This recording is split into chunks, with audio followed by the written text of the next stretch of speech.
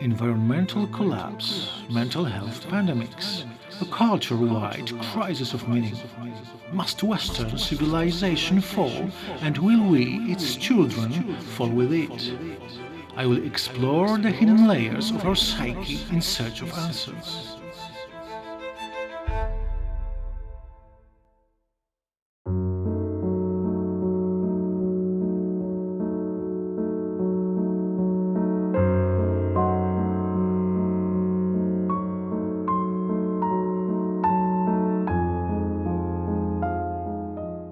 Below us, there is a city run by a church.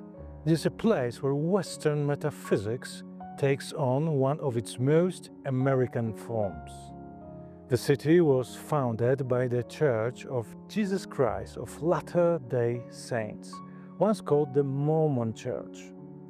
It is designed and built around a whole metaphysical worldview that runs deep into the hearts of people living here.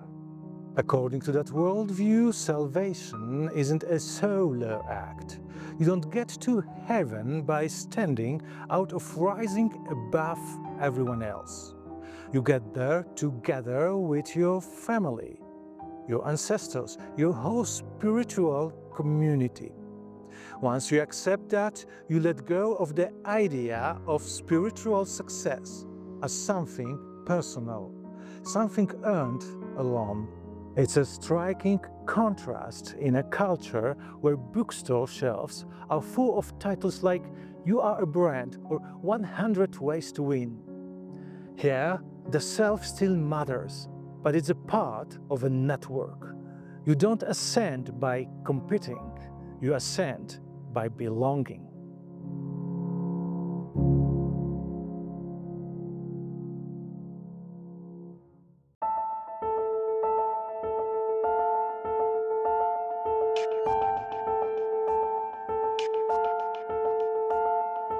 The Church of Jesus Christ of Latter-day Saints holds vast resources: temples, libraries, universities, and research centers. Yet much of it remains a mystery to outsiders. When we tried to visit or ask questions, we were politely sent from one person to another until the doors closed. The press office did respond, but only after we had already left Salt Lake City. Joseph Smith was an enigma not greater than the Sphinx itself, and presented as such here.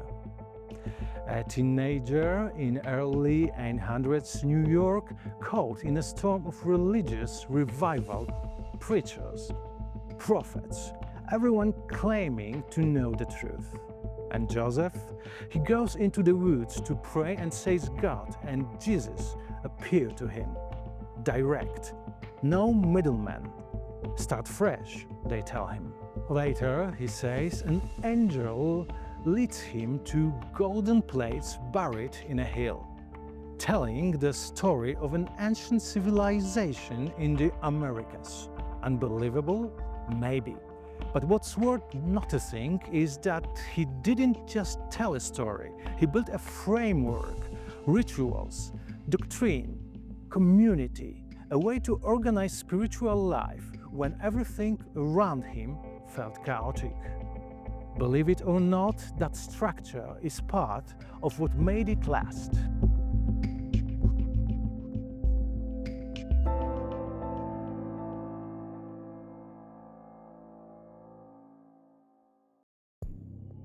In the center of Salt Lake City stands the granite temple built with its walls facing north, south, east and west. This design shows more than style. It reflects the belief that the spiritual world is also ordered and structured.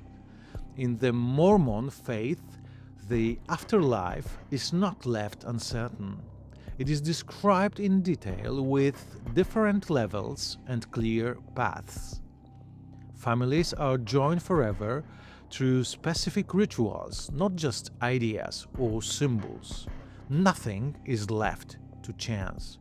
Everything has purpose. Even today, many people in Salt Lake City continue to shape their lives around those beliefs. The reason that I'm no longer Mormon is because right before I was going to leave on an LDS mission, I ended up discovering that there were some very evil things about the religion and its history that we were not taught the whole time I was growing up. And the second reason was because a lot of spirituality is very controlled. You're told that you can get personal revelation from God to you, but that if that revelation disagrees with something that the leader of the church says, then it's the devil. And when I got older, I realized there were so many evil things in history. And also, if I can speak to God directly, why do I need to go through a man to get to God? That was the base. What initially put me off was how much money the church has, and I questioned what they were doing with all of it and why they needed that much. And then I also looked into the history and didn't really like what I found.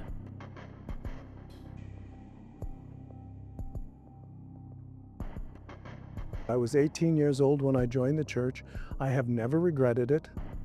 And the reason I haven't is because there was established in my relationship a much closer relationship with deity, that is, with God. Okay? I was able to pray and get answers to my prayers, and those answers proved to be inspired.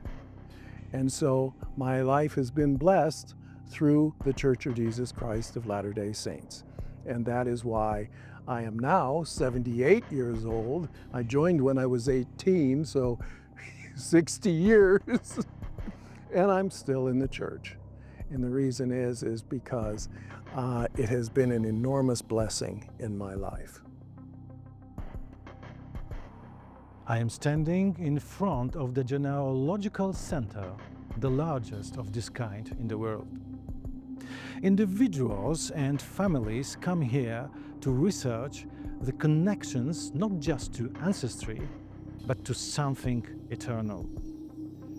This idea, eternal progression, is about becoming more, not by yourself, through generations, through relationships. It's not a celestial corporation exactly, but there's a rhythm to it.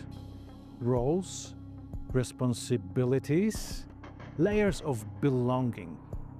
Heaven here isn't an abstract reward. It's something built step by step. So I'm left wondering, has the Western impulse to organize and structure even the divine given us clarity, or has it flattened the mystery? Maybe mapping the afterlife isn't about control. Maybe it's about care, about love, a way to keep no one forgotten and no one alone. For Spell of the Western Psyche, I'm Marcin Fabjanski in Salt Lake City, where heaven itself has been mapped and indexed.